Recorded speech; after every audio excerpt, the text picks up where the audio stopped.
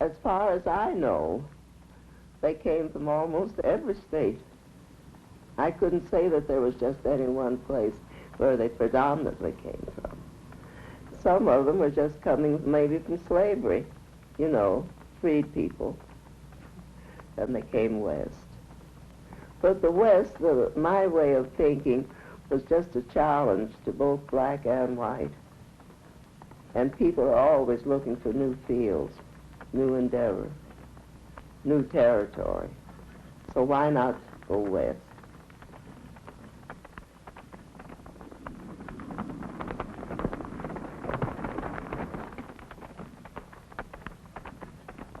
I was born in Little Rock, Arkansas. My mother hooked up human mules to a wagon, and she laid me down on a comfort, and the wagon drove that wagon all the way from Little Rock, Arkansas to Oklahoma, Oklahoma. I started from the ground up. I didn't get a chance to go to school and to learn it. And therefore I was handling horses and handling cattle. We went out to the pasture, Mr. Smith, the white fellow, and they were going to drive some cattle to the stockyard. We had to drive them 100, and I guess it must have been about 150 miles.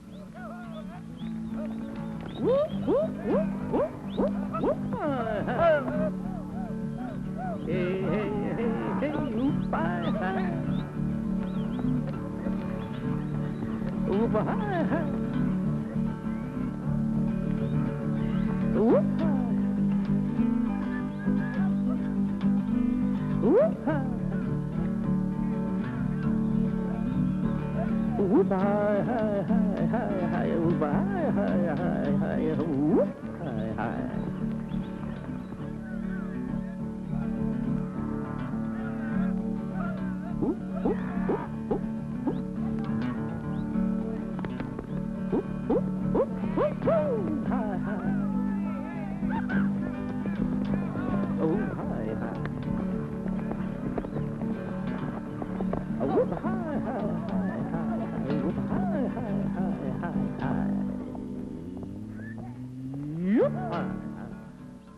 Sometimes we could maybe travel about 20 miles.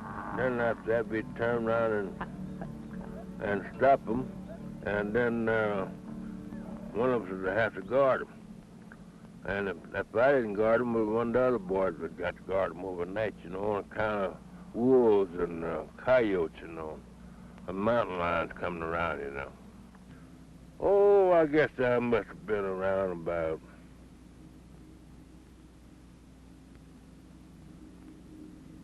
I wasn't very old. I've been so doggone long. I just had to guess. Oh, I guess I must have been around about maybe 8 or 9 years old. A little bit out there, and I had to pull the same stunt that the old ones pull.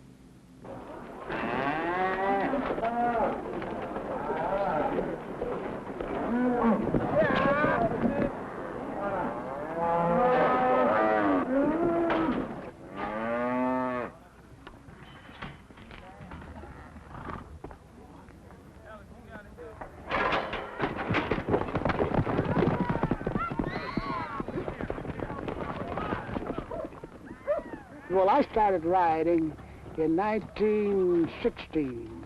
I was around about 15 years old when I started riding the road professionally. My specialty was bulldog and bareback riding. And I filled in on the bronc riding once in a great while, but I wasn't too good on that. We had two top riders there, Ty Stokes and Jesse Stahl. In fact, this Jesse Stahl should have been in the Hall of Fame. He was the top bronc rider, bar none, white or black. And he was doing so good, winning all the money, first prize. Ty Stokes was doing the same thing. He's a trick roper and a trick rider. Well, he's the tops in both. He could spin 6 ropes at one time. And he had a little rigging hooked up to his hips, a wire deal. He had a rope on each one of these hooks sticking out the side and one in the rear. And the first thing he'd do, he'd start them up, see? He'd start them to going. Then he'd put one in his mouth and start it to going. Then he'd put one in each hand and start it, and there he was. I'm telling you, it was something to see. And he won money around there right and left. The colored boys was winning all the money, all the big money. Well, naturally, the white boys got a little bit roughed up about it. So in order to keep the show on the road, the promoter promised the colored boys a flat rate. They could ride, but they couldn't compete, see?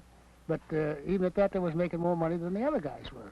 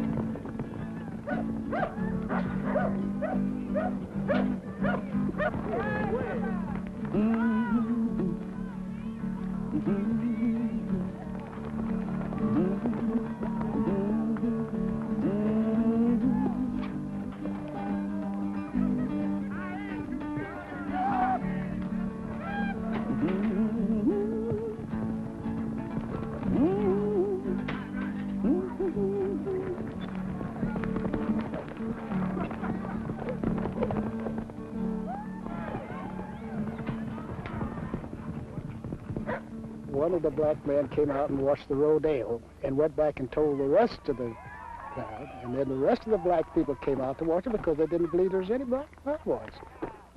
Now, this is Jesse Stahl riding backwards. He's the only man that could do that. But on a real tough bronc, he probably wouldn't have been able to. But this is more for a show deal than anything else. That right there looked pretty tough. Yeah, well, this is a bull called Sharkey that had never been ridden before. He's the only man that rode it.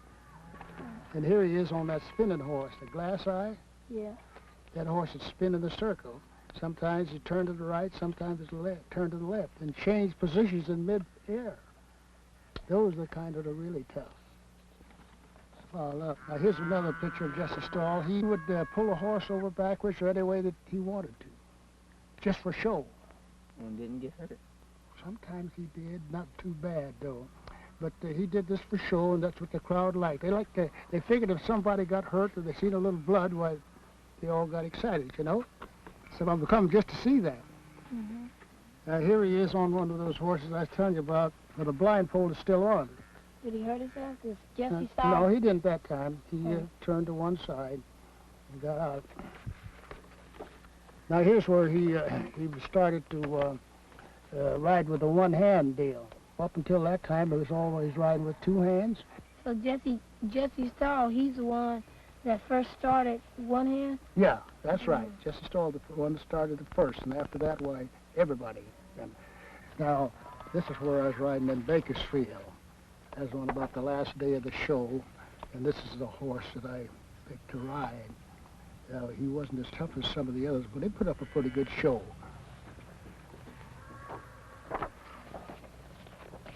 Here's the bull that I rode in Bakersfield with a saddle. That was a fighting bull. And I got $25 for doing that. Here's the steer that I rode in San Jose. Now, whenever they have an accident on the track, there's a little lull. But then they have somebody come out and do some kind of a stunt. So I rode this steer with a flat saddle. And here's what they used to call the suicide ride, two on a bull. That was you? No, I'm not on this one. Oh. Ty Stokes and Slip Crockett is the one that's riding here with him. Ty Stokes and I were always dreaming up deals to make a little excitement, so we decided to ride two on a bull. But every time that we rode, we had to flip heads or tails to see who rode backwards. And it seemed like I was the one that always had to ride backwards. And I couldn't figure that out. So finally Jesse Stahl, our buddy, he said, Frank, he says, don't you know what's going on? I said, no. He says, well, Jesse Stahl, he has 2 phony dollars. One with a tail on each side and one with a head on each side. So whichever one you call, you'd lose.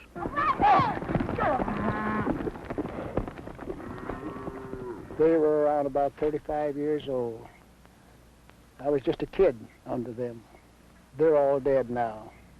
Whenever the rodeo circuit was over with, or whether I didn't go, I had jobs in between time that I worked at. And some of the others weren't as fortunate as I was to have a steady job whenever I got out. And they went and stayed on the ranches and worked free up until the next shows started. Just worked for their board and room. Well, the cattleman that owned those ranches would let the boys come and stay there. It was a favor to them and a favor to the boys because the rancher didn't have to put out no money except little smoking money and whiskey money and such as that, you know, to get by. And then when the rodeo started again, if they didn't have money to go, they'd give them money and they'd set them off. Then it was all set for the next season. And that was the fightingest bunch of men you ever saw in your life. If any outsider come and picked on one of us cowhands, he was in bad trouble because they'd gang up on him. And you never saw him no more.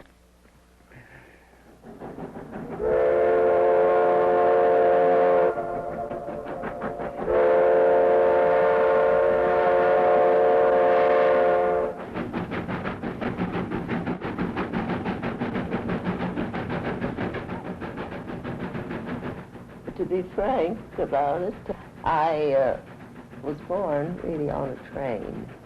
But my mother always said, you are a native of Colorado, and that's it.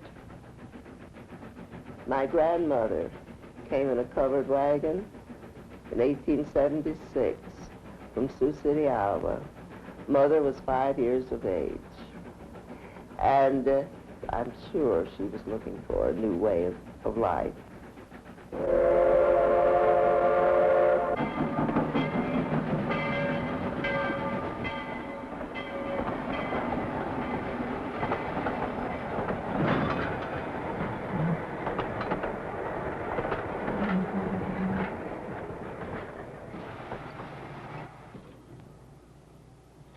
In those days, especially around in Canyon City, when they were trying to get the church established, when they were going to the various mining towns giving programs.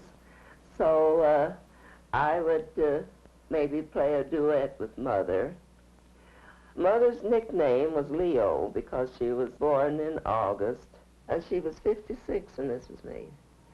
There was the piano, the family Bible, my mother being an artist, her paints. So when we moved to the homestead, we couldn't take the piano with us, and it was left with a friend. And after we got settled at the ranch, every now and then Leo, as Papa would say, would start roaring about wanting that piano. Well, she just kept nagging, and so I never will forget that one day Dad took me aside and he says, well, son, he says, I guess Leo's going to get her a piano. He says, I finally figured out a way how we can get it in. We'll go to Rifle the day before, and we'll strap the piano on to the wagon. And he said, I think that we can make it because we'll rope it, and one will stand on each side. Get out. Get out.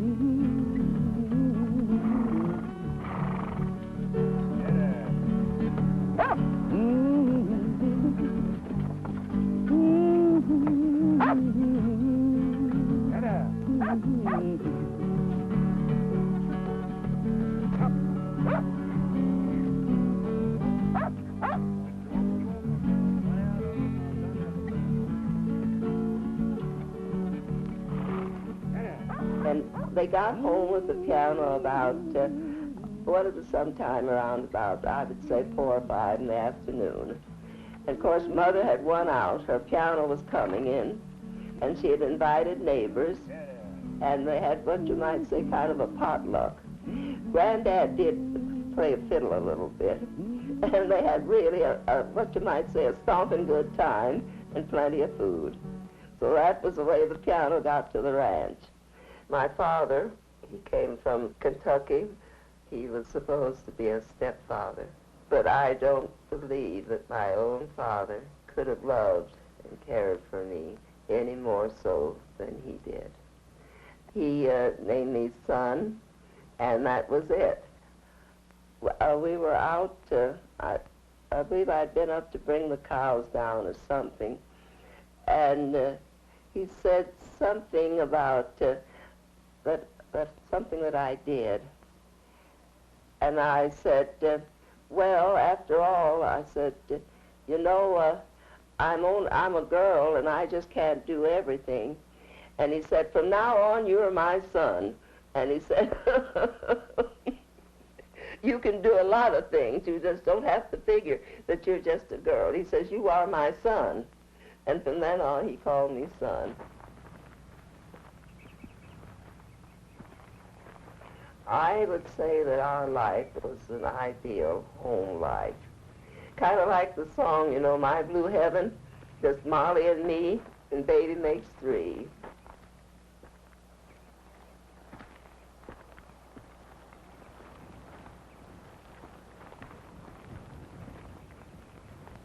There was a little school, Mount Clara, I think that was the name of it.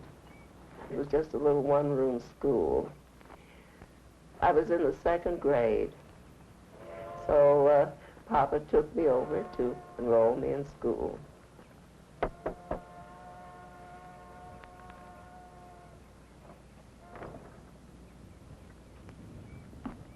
The teacher came to the door. She took one look and she says, well,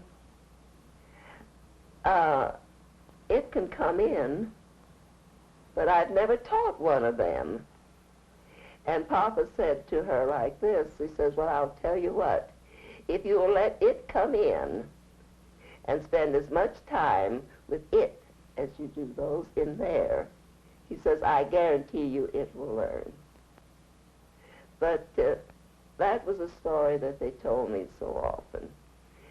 And I think that it had a lesson for me. I realized that I was going to be faced with prejudice, that I knew that I was going to have to it was going to be a thing of kind of competing. See what I mean? And that I would maybe have to try to be a little bit better in order to get someplace. In any town of any size, you usually found maybe 2 or 3 black families, or maybe more. So that would give you an idea of just about the number of blacks that are in Colorado.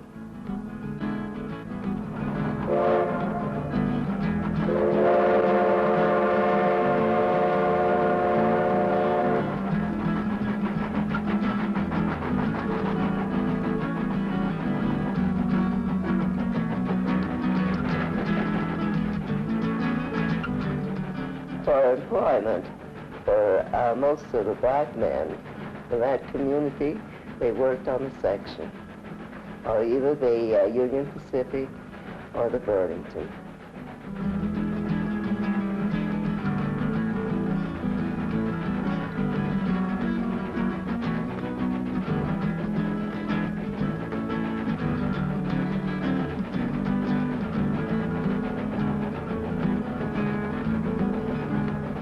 The black people during that age, they had hopes of cashing in almost on everything. Make my 50 cents a month on the road.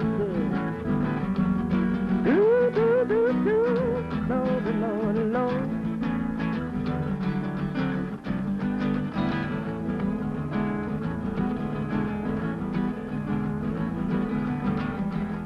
I've been rolling, rolling, I'm gonna take my 50 cents a month on the road there. Do, do, do, Lord, Lord, Lord. Yeah.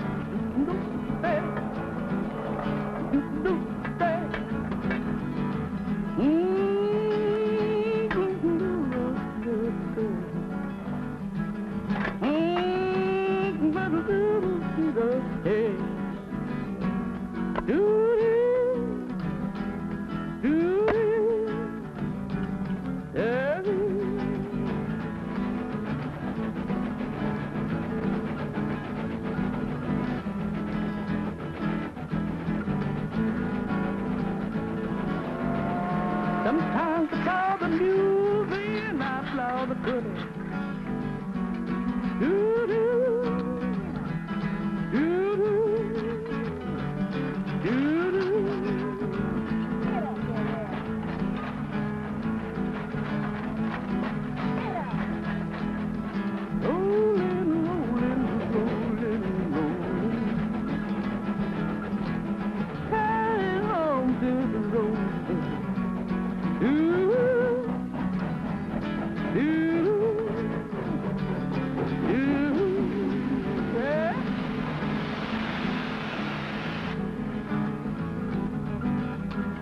I've been working, I've been working, rolling. Hey, hey, hey. I will say that the ranch at Meeker, that was really an experience. As far as we know, we were the first black family in Meeker, so they wanted me to go to school where there were at least maybe a half a dozen black kids. They would leave, so Mother and I would leave the ranch, time for school. Oh, that was a trip. It was about less than 100 miles from where we lived to Grand Junction. We would start out in the morning, the covered wagon, the cow on the back. That was so Son would have milk, you know. And a crate with a few chickens, and my dog and cat. We would get to about maybe 3 or 4 miles of Rifle, and would bed down for the night. Get up the next morning and start out. That's fast travel now. And start out, get to Palisade, Colorado, bed down there for the night, then go into Grand Junction. Now all of that so that I would be going to school where there were more blacks, see?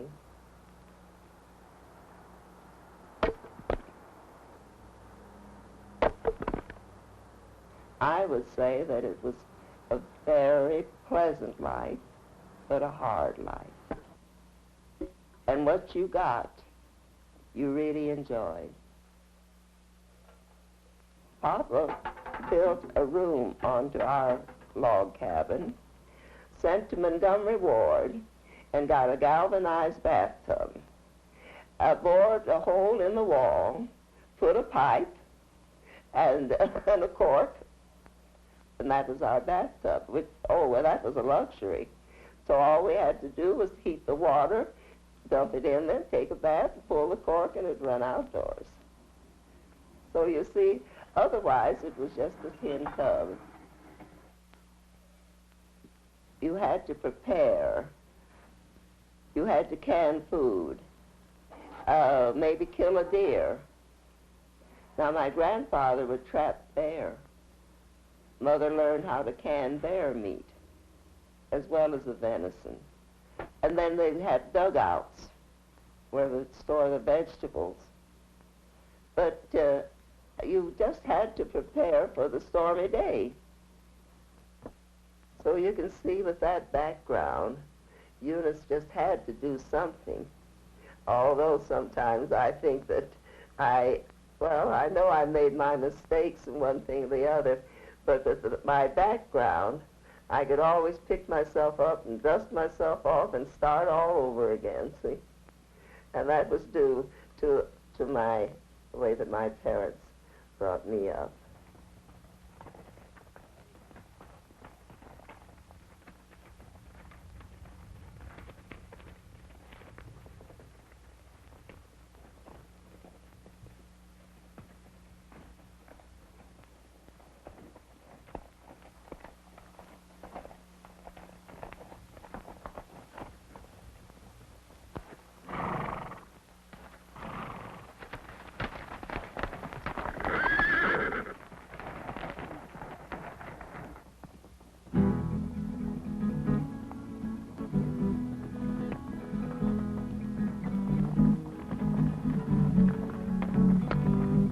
I have always thought that the West was really a challenge, not only to the white, but to blacks. And therefore, regardless of how the hardships of getting out here, which most of them came in covered wagons or wagon train, there was something about the West. It was a new life and a new beginning. And with the black people that came, they more than anything were looking for freedom.